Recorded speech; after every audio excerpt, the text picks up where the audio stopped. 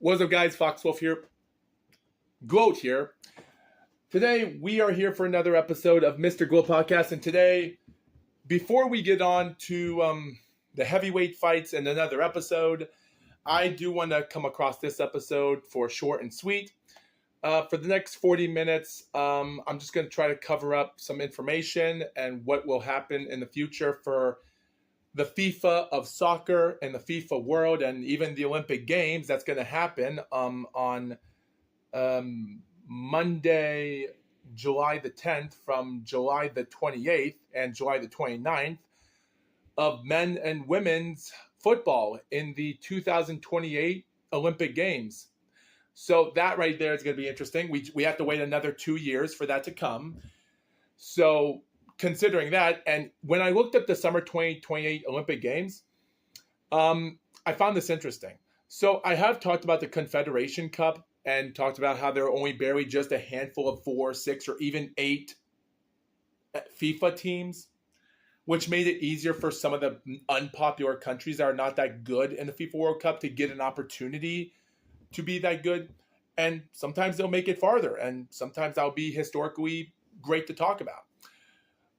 But still, whether we win or lose, you can't say that even though the USA lost against Brazil in an art of a choke when they were 2-0 coming into the game, and they lost when Brazil scored the last 3 goals. And you have to think to yourself what a choke artist it was for the USA to never be calm or relaxed, or even never even take it seriously for their competitiveness. And maybe if they would have won, maybe they would have gotten good from CONCACAF, or maybe they would have done good in the FIFA 2010 World Cup, just like they did in 2002, make it to the quarterfinals. But that's the thing about it. But in the Olympic Games, here's the thing. So the Olympic Games only host no more than just a handful of teams. So for instance, the Men's World Cup back in the start of 1900, there were only 3 teams: Great Britain, France, and Belgium. And Great Britain won the gold medal. And then Canada defeated USA in the 1904 games when there were only 3 teams. 2 of them were USA and 1 of them was Canada. And Canada won gold. And I'm not going to explain about the 1904 games. If I ever talk about the history of the Summer Olympic Games of football, I will. But yeah.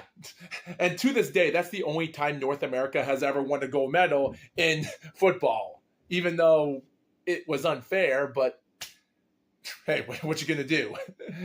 But still, back then there were a few teams. And even though when Great Britain became the 1908 and the 1912 gold medalist, there were only 6 and 11 teams. And even in 1924, they had 22 teams and such. 17, and then they went down from 16 to 36 games. Los Angeles in 1932 didn't have Olympic Games for summer for football. I guess they just didn't take it seriously after their 1930 debut at the inaugural FIFA. Like, heck, there were only 25 countries competing in the 1952 games, and Hungary won. The Soviet Union, 4 years later, became gold medalist in Melbourne with only 11 FIFA teams. And it's even crazy that countries like Yugoslavia finished second in both the 48, 52, and the 56 games, but then in 60, they became gold medalists. And there were only 16 teams there. They went from 14 the next 4 years, and then 16 to 16. And then by 1976, they only had 13 teams. And then in 1980, to this year, since 2024 Paris Olympic Games, there are only 16 countries. So when you put all those ingredients together, it makes you wonder that playing in the Olympic Games of soccer makes you more competitive and more of a legit chance of becoming gold medalist than the FIFA World Cup, because the brackets are getting bigger and huger, and it makes it harder for other countries to even make it farther to the Final Four. Like, for instance, Soviet Union became the 88 Olympic champions, defeating Brazil, and even East Germany became the 76th champion, and Poland in 1972 games. And heck, even Japan finished bronze in the 68 games, which is pretty amazing for what it is. And heck, in 1996, Nigeria became the first ever African country to win a gold medal. defeating Argentina 3-2. And 4 years later in Sydney, Australia, Cameroon took on Spain, and they came from a tough battle. That was also the same year where Chile defeated USA in the bronze medalists, which was another podium for USA to make it that far, which is pretty funny to think of and surprising. And yeah, Cameroon won that as well, another African country. But unfortunately, by the 2000s, South America were the best because Argentina defeated Paraguay. Then in Beijing, they defeated Nigeria. Both games ended 1-0. Still, the 2012 London Olympic Games showed some unbelievable upset moments where South Korea and Japan both lost in the semifinals against Mexico and Brazil.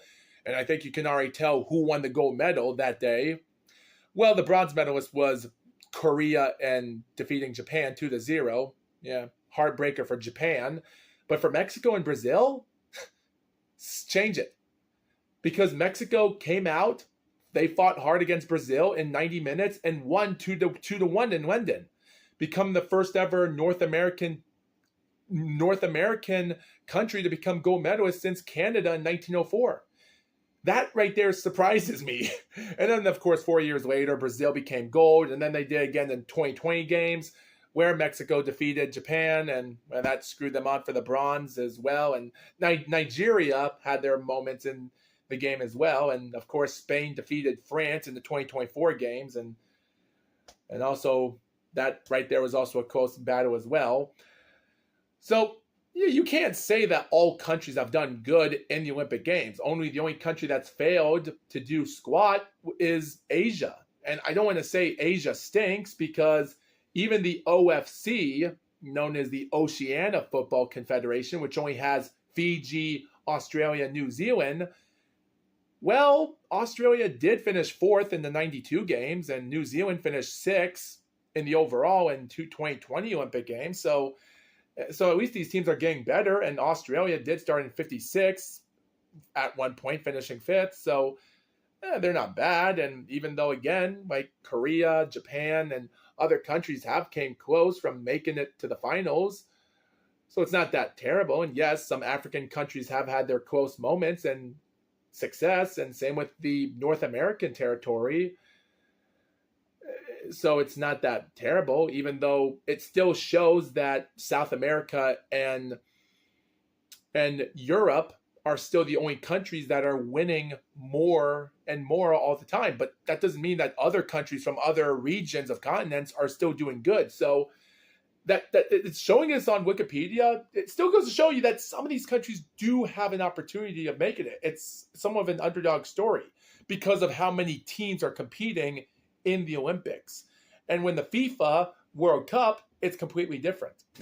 And you're probably wondering, well, what about the Women's World Cup? It can't be the same. Well, technically, you still have Germany battling from podiums all the time, making it from Final Fours every single year, except in their debut in the inaugural 96 Olympic Games, where the first time the Olympics hosted women's football in the 96 games. Norway, a country is not good for men or neither women. They did become the 2000 Olympic champion. And of course, Germany in 2016. Sweden finished second twice in 16 and 2020. But that's the only success for Europe. And heck, even the country of the African countries have been Nigeria. Like Nigeria finished 8th in the 2000 Olympic Games and finished 6th 4 years later. Zambia did a good 9th place finish, but there were barely no more than probably 12 Olympic teams in the Women's FIFA World Cup at that time. And even for Asia, well, China did finish second in 96 and Japan second in 2012. And as for Australia, New Zealand, well, not terrible. So, and you're probably wondering, well, what about America? Well, simple. America, USA, they're the 1996, 2004, 2008, 12, and 2024 gold medalists, winning 5 in a row. World record for the most gold medalists in the Olympic Games is the United States, overall from both genders of men and women. But what about both countries becoming champions in both genders? Has we ever seen that? Well, like I said before, East Germany did it um, back in 1976 when they were known as East Germany, if you want to count that. And even though they even had the country West Germany in 1988 finishing third, but the original country of Germany on Wikipedia only shows them that they only finished second place in 2016, and that's the only medal they deserve. So Germany doesn't even have a gold medal if you count before the Berlin Wall fell. So what about the countries in FIFA Women's World Cup? Well, yeah, Germany are champion 2016, and that's it. What about Canada? Guess what? Canada in the women's Olympic football became champions in the 2020 Olympic Games, and they became gold medalists. And so to this very day, Canada is the only country where both men and women have won gold medal, which is funny because in 2020, Canada had to earn it. In 1904, it was still a process of the Olympic Games. The Olympics were still new for barely just less than under a decade at that moment. So, and like I said before, there were only two USA countries, two teams that were represented by both USA and one Canada. And again, I don't want to talk about it because the teams are religious. They were mostly like religious teams. And I don't even know how it even counts from being an Olympic. It's ridiculous, but I'm not going to get to that. But yeah, Canada won both gold medals by both each gender from a different time period of the Olympic Games. And that's crazy. And keep this in mind, in 1996, there were only 8 teams competing. And they did it again 4 years later. And then in 2004, they upped it to 12 teams.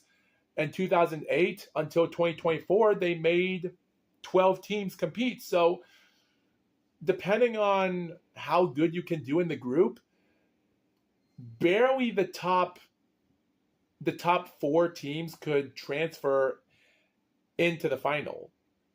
That's how tough it is to the Olympic Games of women's football.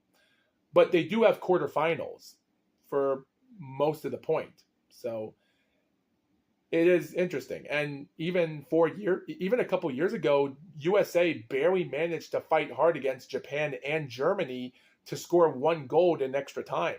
And they even had a tough time that they barely scored a goal against Brazil in the finals, winning 1-0. Like, yeah, it's crazy. So it's not like it's that the USA earned those gold medals. It's just because that there's not a lot of teams in the Olympic Games more than in the FIFA World Cup.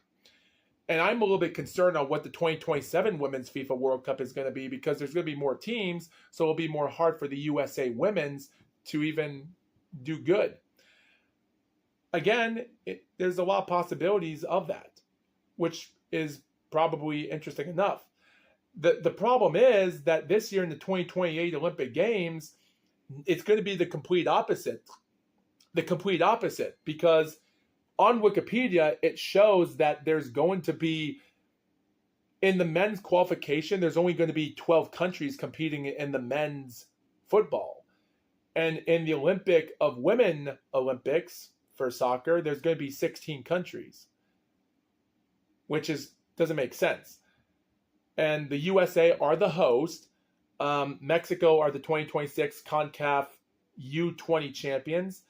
And also Albania and Serbia are the 2027, and they're 2 of the 3 European countries that are going to compete, which is surprising that those are the countries that are going to compete, which is funny.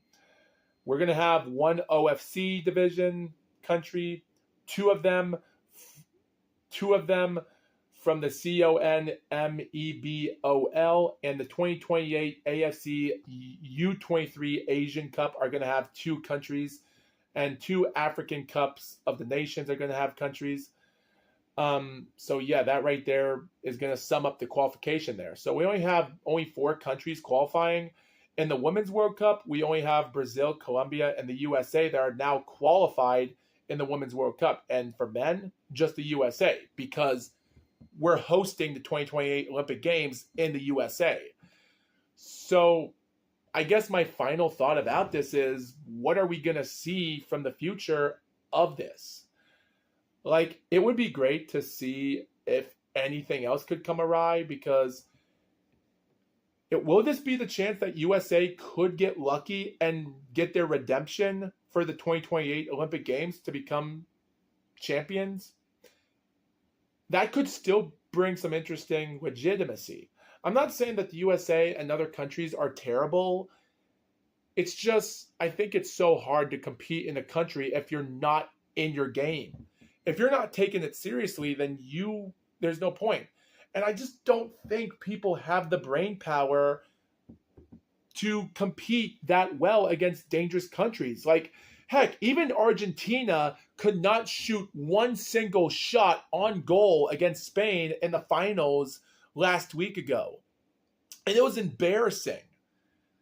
Over 90 or so minutes. And after 100 minutes during extra time, Spain scores a goal. And then Argentina finally shoots balls in the goal. And they almost robbed them. It's just ridiculous on why it had to go down like that. It's ridiculous. So maybe this might help the USA, and maybe the men's USA team could come up with something here. But there's 12 countries competing in the men's and 16 for the women, so that's going to almost like up the ante for women's soccer more than the men's, because again, they barely only have 10 to 20 countries competing in the middle of 15. So it's crazy. So at the end of the day, my final thought is it's going to be something interesting, because like it shows here in the medal table, like 5 USA have scored 5 gold medals, and all of it are from the women's. Great Britain of England, Hungary are the 2 countries in the men's Olympic game that have became gold medalists. So, yeah, that right there sums up the deal. And the greatest country to never become gold medalist would have to be Denmark, because they did finish second place 3 times in their career.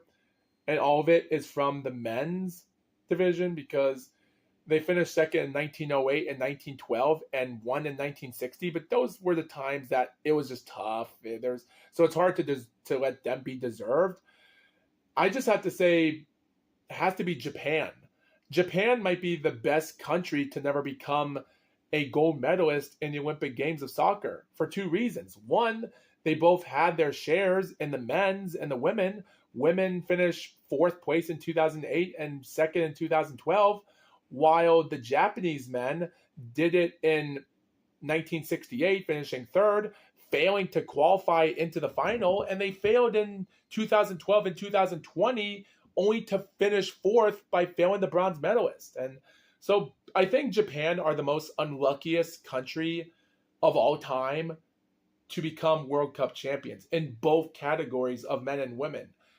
And I think that suffers as a result for Japan now being a bigger failure than USA. But again, it's really hard for me to try to combine on this stuff, because there could be opportunities in the future that something could happen. But again, we're just going to have to wait and see.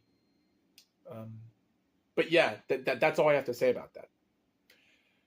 So after 19 minutes of talking about the future of FIFA World Cup and other stuff for the Olympic Games, let's go to the last 20 minutes of talking about information on Alexander Usyk. We have information. And by the way, guys, I might as well get through this entirety, because I actually want to talk about this show, but I'll talk about Alexander Usyk before we talk about other stuff. So Tyson Fury state that he should fight Murat Garcia for WBO belt instead, which is what boxer Kostya Tszyu actually stated. He believes that they should actually have those two fight for a world championship belt. And which should be interesting, which we'll explain why in the next time in another video, which we'll get to that. As for Alexander Usyk, reports today has been stated here online that Alexander Usyk confirms he will retire after next fight, which I hope, because after I said his 25th pro fight would be his last, so maybe. It states here that Alexander Usyk, who last month relinquished all of his heavyweight titles and reaffirmed that he will have one more bout and retire. He talked to BBC at the 39-year-old, stating his last dance could end up being multiple bouts. And Usyk said, no. Last is only one. Not 3 last, not 5 last. It is only one. That's what he said. I don't know if he said it that way, but that's what it says. But of course, we already know about his fight in May with Rico Verhoeven, and everything went on. Eventually comes out with a win in his 11th round victory, securing his 16th knockout in his 25th win. The Ukrainian struggled so much against the opponent that was a kickboxer, and he would appreciate it. And even though he's a 2012 Olympic gold medalist and a dominant at the cruiserweight and featured heavyweight twice, it does stated here that fellow veteran Deontay Wilder is thought to be the front runner to be the Ukrainians' last dance partner. And here's some of what the comments actually said. One of the comments that was released 7 hours ago by a guy named BOBB stated, Usyk, Fury, AJ, and Wilder? What is wrong with them? Their families and friends, their managers and promoters, if they really cared, they would get them to retire and enjoy their wealth, and how lucky they are. What's the point of one more? They're all shot and damaged to a certain level. I fear a couple of them will have issues down the road. And when I actually first read that, I was like, yeah, I agree. And to be honest, I think the reason for this stuff to happen is for one thing, greed. And you just don't want to one day go home and then relax and sit on your favorite sofa and then think to yourself how depressing it is being alone and not doing nothing with your life. It's not like similar story like Colonel Sanders, because Colonel Sanders continued his entire career before he passed away. He still had a job. He went on with his KFC thing. He continued to work out his own KFC restaurant where he used to be originally in his life. Colonel Sanders did said on one national television stating that there is no retirement. Like, being old doesn't mean that you should retire. And there was actually someone that once told him, do you think about retiring? Because, yeah, you don't want to be lazy or sit on your couch and then relax and enjoy your wealth. But then one day you're just going to feel that pressure that you just can't stop from doing it because you don't want to be old. So I think that's the problem with this entire sport when it comes to poker or boxing. It's a disease that we can't stop because I just think people don't want to be old. But again, don't get me wrong. This guy's not wrong. Like, these people have a family they have to go to. And after the Fury fight just a couple of days ago, and of course the Joshua fight, at this moment, these 4 fighters should just retire and quit. I already said that even after he defeated Daniel Dubois last year, going his second rematch, which has now been over a year now, 1 year and a week, I said he might have had one more fight left, or he can just retire. I just say he would just now retire now. But again, there's no point. Like, it's great for Usyk to... I just think that these people might just... I think it's just so much for them. It's like... I think it should be really great to be a professional commentator or announcer like what George Foreman did when he used to work for HBO. Work on something that can keep you up all day. Go do your job. You don't have to be an athlete forever, You can even have fun doing other stuff time and time if you like it. So it's not like anything is possible, but yeah, I can't say much about this.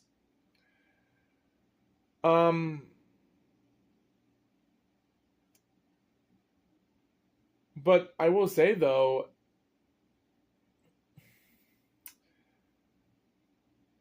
what I have to say about mostly of Usyk's entire career, and I'm just going to ignore the fight with the Rico Verhoeven thing for now because I'm sure Usyk would have taken it more seriously, which he did, and he found his mark.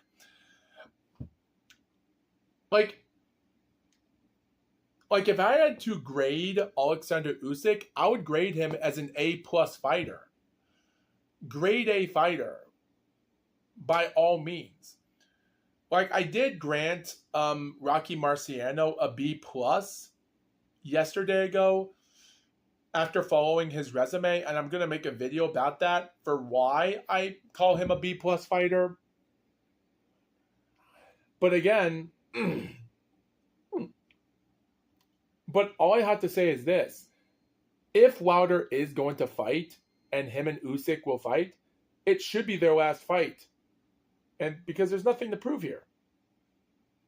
Because at the end of the day, there's no point of continuing. There's no point on trying to put your life on the line and just... It's just hard for me to watch this. I just don't know what to say about this. I really don't know what to say about this. All right. But anyway, with all that being said, all right, let's just get this stuff out of the way.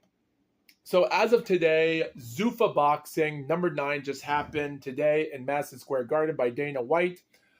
Errol Spence Jr. finally had his pro boxing fight against Tinta Suzu in Australia.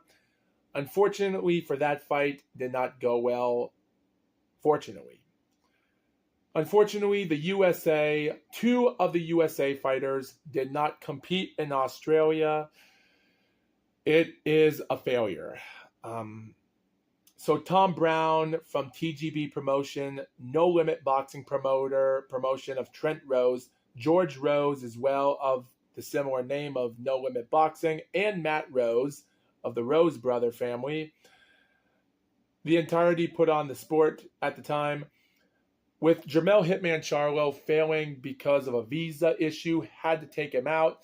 He was out back in America. Stephen Fulton failed to make weight during his fight against his Australian opponent, leaving Errol Spence Jr. the only American fighter fighting that night.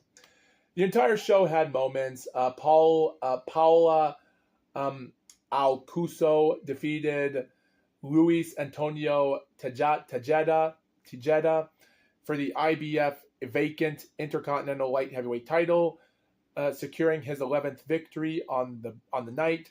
21 seconds in the 10th and final round by KO, which was a pretty brutal fight. And he was winning by scorecards, so it didn't matter. Guys like Callum Peters and Ahmed Reda, undefeated with 7-0, 8-0, secured another victories for themselves. Tim Tsuzu came in with Errol Spence. They had their great fights, great moments, but Tim Tsuzu was winning majority rounds. The first half of the fight, Errol Spence was doing a good job winning around some of the rounds of the fight. I did saw some of the fight footage at the time. He did good in the first couple rounds of winning rounds 2 and round 3, and he handled himself in round 5, and after 6 rounds, it was both like 3-3 and even apiece. So it seemed like anyone was going to win this match. Unfortunately, the second half of the fight was all Tim Tsuzu. He went in there, boxed out him, and Errol Spence's hiatus got the better of him. He did made an interesting comeback in round 11, both evening up the fight. So I did give Errol Spence round 11, but you guys decide who you think won that round. But it wasn't enough. And Tim just finished it off with a bang with scores of 116 to 112. Two of the judges had 117 to 111, and the other had 118 to 110. Tim Tsuzu proved to Earl Spence that him coming back was not a good idea, and that was about it. Like, I really don't know what to say about that. Like, it is heartbreaking, but again, it is what it is. When you try to make a comeback, this is what you get. Dana White from Zuffa Boxing, and I've already made information about this. I'm still trying to wait for a title fight. Jayo Pataya is already trying to sue in the court for the IBF for vacating him, even though he fought for Zuffa. And the Zuffa titles for Zuffa Boxing are not organized by the organizations that are working for boxing. None of the promoters have their own titles, but Dana White does, and he wants to bring that into the spotlight for boxing. And I can understand. I understand what he's trying to do. And even though the way he talks in press conferences doesn't be like the way Dana White talks in press conferences does question people a lot. So I really can't say that there's a lot of problems. But again, I really can't say to myself that these things can come awry. But again, I'm just going to have to pass this on. So the entire fight of Zuffa Boxing 9, Charles Bosecker is also the matchmaker for Zuffa. And also Charles Bosecker, there's actually one moment I'm going to talk about Charles Bosecker in the future because there's actually one show that I'm a little bit surprised of talking about of Bosecker. But again, that will be for another time. So fighter Kaishan Davis, an 11-0 fighter, took on Mihail Nistor, a fighter from the country of Romania but living in the UK, suffered an 8-round utter defeat. He couldn't get nothing done. He was holding his fighter so much that referee Ricky Gonzalez docked him a point for round 5 for holding.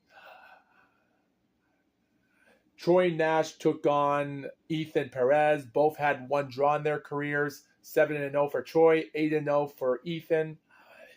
Troy won the fight by an interesting majority decision, even though one judge had it 76 even. Two of the other judges had it 79 to 73. So I guess not dominant, but one judge saw it differently. So I really can't say much about that. Emiliano Moreno versus Arnold Gonzalez, both fighters with one pro defeat in their career. Arnold was known nothing much of a fighter to talk about at the time. There's nothing interesting I've ever heard about his career, so this might be the first time I ever might know about him. But as for Emiliano Moreno, I think I do remember him taking on a guy named Raul Garcia last year ago when I actually looked up a fight after looking up some new fighters during the time when I was trying to look up who Gary Jonas from Pro Box Promotion is. Promoted a fight in Florida.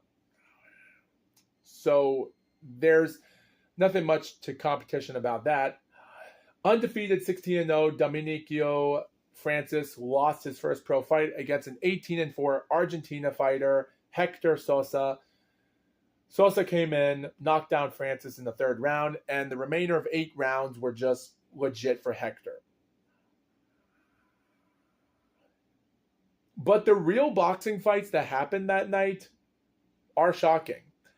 Otto Wallin took on Vladislav Surenko, and I do know Vladislav Surenko. I've already called him a bust ever since his 10-round utter dominance against Solomon Dakaris in July of 2025 last year ago, which might have killed his career that night, same night with Usyk defeating Dubois. Well, he finally comes in, he knocks out Otto Wallin in the 10th round, and the referee, Shada Murdal, waved the fight for a KO victory when Otto Wallin could not get up. At 2 minutes and 59 seconds of the 10th and final round. But to be honest, was the fight close?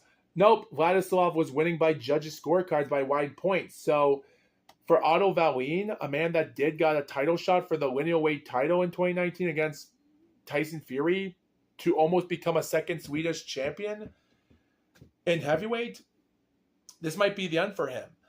And does it have anything to do with his utter failures for his pro defeats against Joshua, Chisora, and now it's like, I don't think so. But at the end of the day, when you're trained, here's the thing. I don't want to say that Joey Gamache, and I don't know if Joey Gamache is still training Otto Wallin. He might be trained by someone else, which might just kill his career for good. Wait, Joey Gamache tried his best to work on for promoter, to work on with these great top fighters to give him an opportunity. We have to take him seriously no matter how much it hurts. And I don't think Otto Wallin got the best pain in his career, which is why he's been suffering these pro defeats. It stinks. It really does. Edgar Berlanga versus Stephen Butler, not much of a fight to talk about, but the fights were getting close for score. Berlanga got knocked down in round 2, which was pretty tough enough. Steven wasn't winning a lot of the rounds, but the knockout did help him until the 6th round. Butler got knocked down, and of course Berlanga finished him off in the 7th round by TKO. And the scorecards read it 58-54 and 2 for 57-55, both for Berlanga. Jalil Hackett, who I never heard of before, takes on Sergio Derevyanchenko, the unluckiest Ukrainian boxer to not become a champion. Well, he did try his best in this fight, but Jalil Hackett did an unbelievable victory in 10 rounds against him and did good. One judge found it 96-94, one had it 97-93, and one had it a wide good 98-92 for Hackett. I just had some close rounds for being at just 97-93 for Hackett. There were a lot of rounds won for him, so just nothing much to say. The main event match, Richard Hitchens, 20-0, takes on 24-2-2 Ricardo Salas. That 10-round fight was an utter dominance. All judges favored it, 190 for Richard winning the fight, making Richard being ranked number 2 in the welterweight. And just to let you viewers know, he was an IBO super lightweight champion last year ago with his last fight in June. But unfortunately, as a super lightweight champion at 140 pounds, this was a welterweight fight. So this is his first fight in the welterweight, which is not bad. He kind of proved himself that he belonged there. So, but is Zuffa boxing going to help him? I really don't know. So, yeah, that's all I have to say for this entire episode. But again, there's still 2 more other shows I want to review next time, and there's other things I might want to... There's actually some information I do want to talk about before talking about Tyson Fury fight and the Anthony Joshua fight, but I'm going to save that for the next episode before I get into it. So, because we're coming to the end of the mark here, and I just want this video to be short. So yeah, that's all I have to say for sports. Oh, and by the way, I even looked up NASCAR, and surprisingly, after watching the Brickyard 400 today, I was shocked. Because as of today, and it is 11:45 right now, almost midnight, but I did actually saw the Brickyard 400, and I'll be honest, Corey Haim,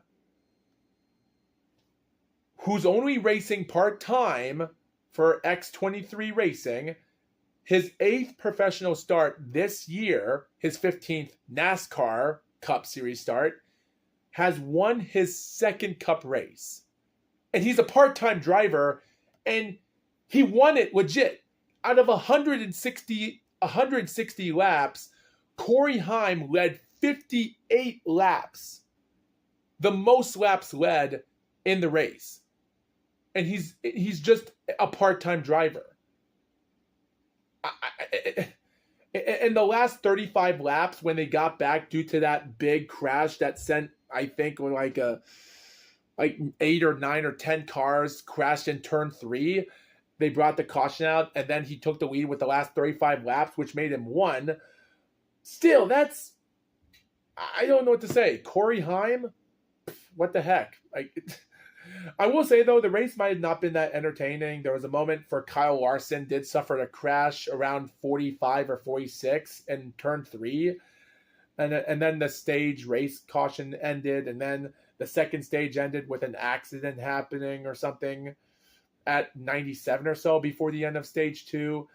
The last 60 laps of the race were pretty interesting. They had debris caution at 115, but they went on to continue, and the big crash happened, and it got more crazier in the last 30 laps. So this was not a bad race. There might be some controversy there, but seeing Corey Heim win is ridiculous. And it's not a fluke. Winning the San Diego race, luck, finished 9th place in Chicago two races later, and now he comes back 3 races in an Indianapolis race. I'm just lost for words. I really am. It's so funny to see what you get to witness in NASCAR. And I was glad to witness that. Like, I know some people might not be a fan of NASCAR as much, but when you come back and watch it, you know you're witnessing some great history. It's crazy. Oh yeah, and by the way, Justin Allgaier they call it the O'Reilly series, used to be known as the Xfinity series. He's in the domination for points. He's in it. He's dominating, and he's doing the best he is all the time. What a boss. And you're probably wondering, well, what about Sheldon Creed? Is Sheldon Creed going to finally win a Busch Series champion? He won an Atlanta race this year, and so Sheldon Creed actually finally won his first race. He's 4th place in the points. And even for the new points format they're doing this year, I wish them best of luck for it. And who knows, if Sheldon Creed gets lucky, he might become NASCAR champion in this race for the Busch Series champ of O'Reilly Auto Parts. So, yeah, that might be interesting to see him win there.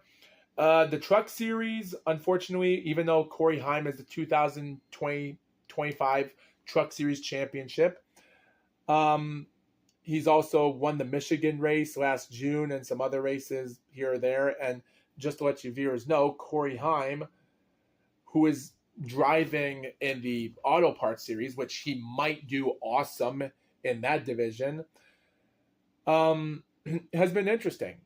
I will say, though, I really like the North Wilkesboro races they had, which were pretty good at the time. So congrats on that for anyone else watching. And it's pretty surprising for what the racing has been doing since. It's pretty surprising. As for the ARCA series as well, the ARCA series has been putting out some surprising races, which has some interesting unknown drivers that are interesting names of the sport, which are really, really interesting. And they even have a Japanese driver that goes by the name of Takuma Koga from Japan, who's actually ranked 5th place in the point standings with a single top 5 finish. And even the other drivers in the top 4, 3rd and 2nd and 1st, have only had a single win, and that's Thomas Annunziata, who's only won 1 race in 13 races starts. 7 top 7 drivers have raced all 13 races out of the 20 races in the season, and multitude of part-time drivers have won more races. So there's not a lot of competitiveness into this, but there's some surprising moments here that are really surprising. So yeah. But with all that being said, for the Modified, the IMSA series, the F1 series, the IndyCar series has done a lot of surprising moments with Alex Palou just an utter dominant to the sport and still winning races and such.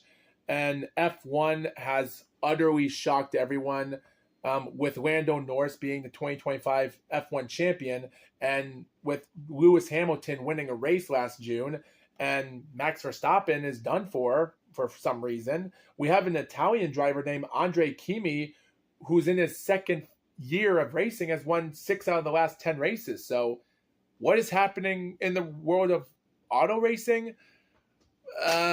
we're going to find out in the future. Oh, yeah. And my favorite Japanese driver is not in F1 anymore. So it's the way life goes. But we'll be back next time to talk about the last heavyweight fights of July. So stay tuned for more updates, and we'll see you next time.